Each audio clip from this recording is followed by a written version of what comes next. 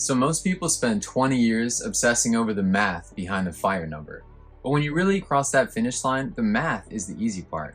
The real challenge, it's the identity crisis that happens the moment you stop being a saver and start being a spender. Today, we're going to walk through the psychological final exit, how to actually walk away from the career without losing your mind.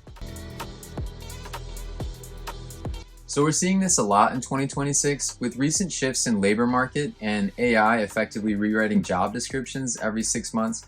There's a lot of fear of what if, and that's at an all-time high, more than we've ever seen in the past. People are really scared that if they leave their jobs now, that door is going to be shut behind them and it will be shut forever. Stage 1 is the identity void. Think about it, for the last decade or two, your identity's always been tied to your title, like manager, engineer, founder, whatever you did in the past. And your secondary identity is this secret high energy saver that you've been in the background. So think about it. When you meet someone new, it's the first question they always ask you. Usually, what do you do? And then your answer is nothing, or I'm retired, or I'm retired and I do this, or I'm an entrepreneur, and you're only 40 or 45. It kind of triggers a weird internal glitch. And for me, it's usually like when we're at these homeschool co-ops, usually when Jerad comes, they're like, what does your husband do? And how is he able to be here?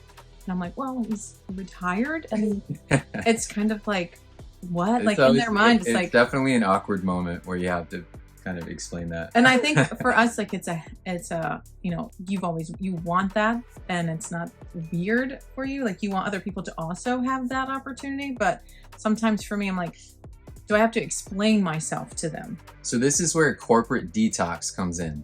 I've seen people retire, and for the first few months, they still wake up at 6 a.m. They're still checking their emails like they used to, and they still have a sense of guilt if they're not productive. The strategy here is you have to start identity decoupling at least 12 months before you quit. You start hobbies that have nothing to do with money or status, and you find kind of where you can spend your time or where you want to fill that time. And whether it's, starting a different job that you've always wanted to, or starting a business that you personally want to, or maybe you find real estate is something that you want to do and you want to flip a house, or I think for me, it was like spending more time with the kids. Yeah. So it kind of depends on what you guys are passionate about. But I think it's also about finding your passion. Yeah. Because I think in a job, in a 9-to-5 job, usually people, it's not necessarily, unless you go into a field that you've always dreamed of, it's just a 9-to-5 job. So you need to become a beginner at something again, which is kind of an odd thing to say. But if your only hobby is checking your Vanguard account and tracking the S&P 500, you're heading into a mental breakdown at the moment, and the moment that you stop earning a paycheck. All right, stage 2 is the terror of the first drawdown, which we have witnessed this firsthand. So listen up. So this is the big one. The math always says that you can safely withdraw a certain amount, a certain percentage. Let's say a safe withdrawal rate would be 3.5%, for example. But the first time that you take out that $10,000 and you sell your assets and then you go on vacation, you really do feel like you're breaking one of the 10 commandments or something. So we call this Drawdown Dysmorphia. You've spent 20 years watching the line go up, seeing the line go down, even if it's planned, feels like a complete failure. It's the sequence of emotions risk. So let's look at the math for a second. If you have a portfolio of $2 million and you need an annual income of $80,000, even when the math is that clean, your brain screams scarcity, and you no longer feel like you have that refill coming every 2 weeks. So the strategy here is to use the cash bucket method. Keep 12 to 24 months of spending in a liquid money market fund. And when you spend that first cash bucket, it doesn't feel like you're selling your future. It feels like you're using a pre-funded paycheck. It creates a psychological barrier between you, your life, and the stock market's volatility, which is really nice.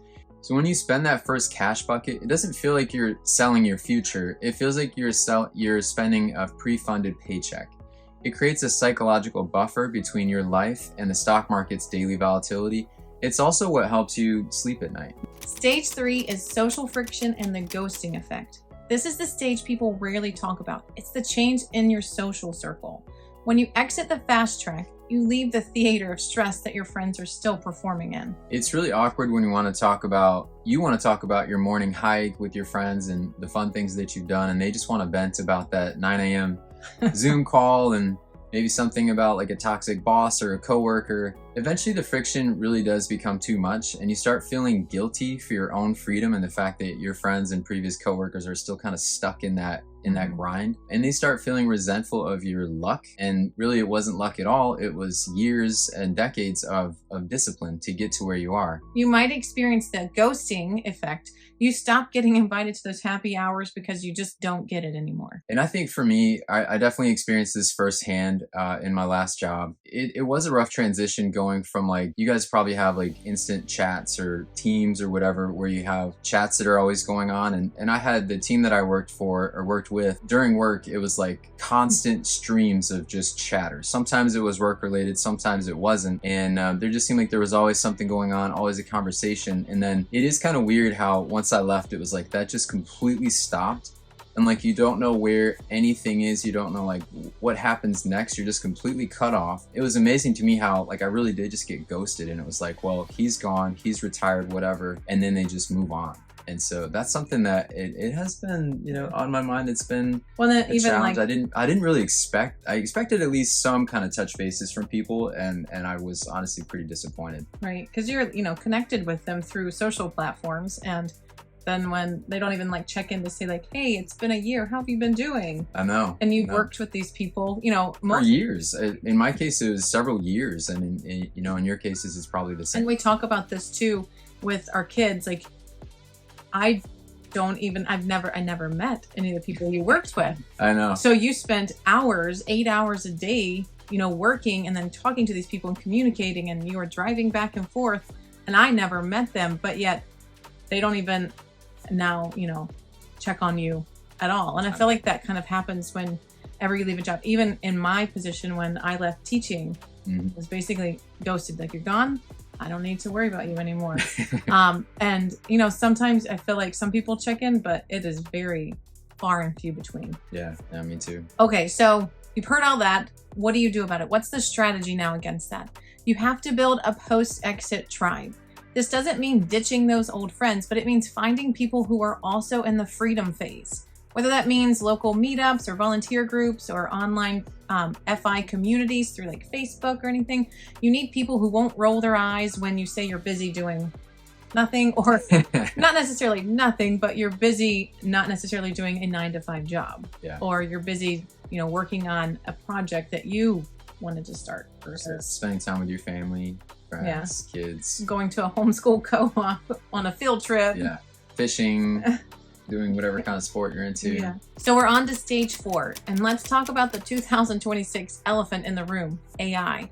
A lot of people are afraid to exit because they think if the economy shifts further into automation, and I've been out of the game for 3 years, 5 years, I'll be obsolete if I ever need to go back. That fear of unhireability is a major anchor keeping people in jobs that they hate. And because this is a reality in 2026, the things that AI can't do are things like deep empathy, community building, physical craftsmanship, complex ethics. These are all things that are becoming more valuable and not less. So your final exit isn't a retirement from work, it's a retirement from drudgery. And you have to think about it as like, you're not necessarily going to be, you're replaceable because you're a human. You're not necessarily replaceable. And I think you have to build on those skills and honestly like spend that time to like build yourself back up, because you've been building yourself up to this person that is in this 9-to-5 job, and that's not necessarily you. So now you have to focus on like rebuilding yourself back up to who you really are and who you want to be and how you want to spend the rest of your life. So here's the strategy. Build a contribution portfolio. And this isn't for money, but it's a list of like 3 ways that you want to provide value to the world. I thought this was a pretty cool idea. Maybe it's coaching, or maybe it's working with your hands, or some kind of local activism or volunteering. Amber and I have a number of different ideas that we'll share with you guys that we're working on. Yeah. So if you're contributing, you aren't obsolete. You are simply working on a different plane. This human-centric value is the best hedge against any economic shift AI might bring. And you never know when that AI bubble is just going to burst anytime, or it's just going to become, that might be obsolete and then the next thing. But I think there is this value in things of like the lost past. And we've been talking about this with our kids of like, we want them to learn how to build fires effectively, to go and look for food that they can eat in the forest. And know what they can eat and what will actually be poison or Right. toxic to them. It's amazing that we don't know these things, honestly. That like nobody's ever taught us, and we don't know like basic human skills. Yeah, and then also like how to fish, and then also just being, you know, mindful of their money. Like you're not taught that in school. Mhm. And yes, you can ask AI several questions and it'll regurgitate things to you, but it's not going to do it for you. Like it's not going to press the button and do it for you. So I think we have to remember that when we are looking at AI and thinking that it's just going to take us over and take the world over. Yes, I agree. Okay, the fifth and final stage is the hardest for type A personalities, killing the optimization monster. We see this all the time in the FI community. People who have $5 million, but will spend 6 hours researching how to save $40 on a rental car. That's funny. So in the fast track phase, the corporate world, optimization was your superpower, your competitive advantage. It's really what got you there. But now you're in the freedom phase, and this is where your only non-renewable currency is time. If you're still hacking every single penny, you haven't actually retired.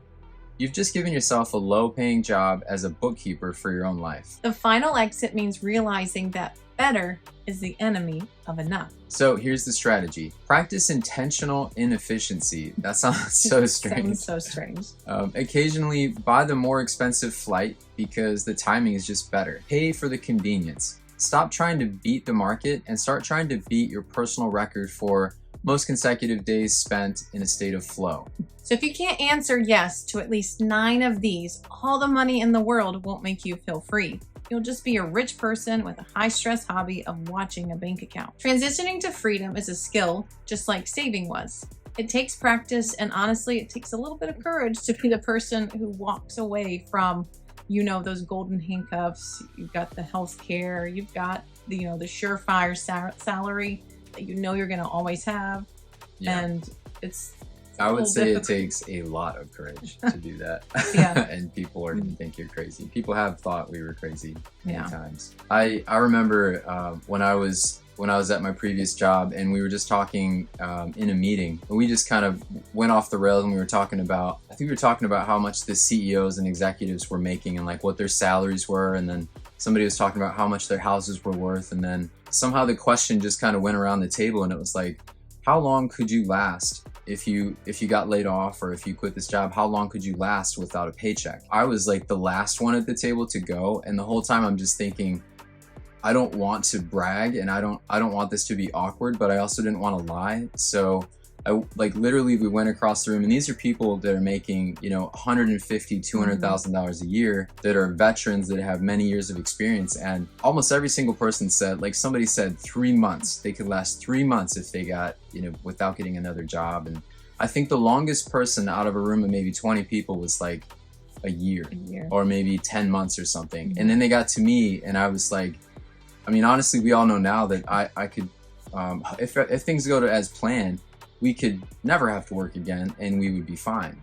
But I just didn't want to say all that, so I just said, I think 10 years. Like, I was like, I think I could last for 10 years, and I swear, like, you could hear a pin drop in that room, and everybody just looked at me like I was an alien, and they were just absolutely floored that I said that. And I can't remember how that ended, but I just remember it was like a little awkward, but I said something like, you know, that's something I've been passionate about and been saving for my whole life. Like, it wasn't just some accidental thing, and it's like actually like a really big deal that I've been working on. Right. I mean, it wasn't like you were given that money. Yeah. Like, it was actually, you did this, you set yourself up for this. There's discipline involved, like we talk about, but there's also like a drive. Yeah. That you had. Yeah. So that was a weird, awkward moment that I kind of got myself, or, you know, had happened to me. So anyway, take that as a lesson, and maybe think ahead to, if you get a question like that in the future, how are you going to answer that to coworkers? So if you're within 2 years of that final exit, we've created a pretty cool document that has been helpful. It's called the Freedom Audit Checklist. And this isn't just a spreadsheet. It's a series of 12 psychological litmus test type questions to see if you're really ready to let go of that safety blanket. So you can download that in our description below. And if this deep dive helped you, please share it with someone who is currently stuck in that 1 more year syndrome, and subscribe to our channel, thumbs up, everything. Make sure you do that before you leave. The math gets you to the door, only your mindset can allow you to walk through. So we'll see you in the next one, guys. Bye, guys. Bye. Sally's in here. Smile.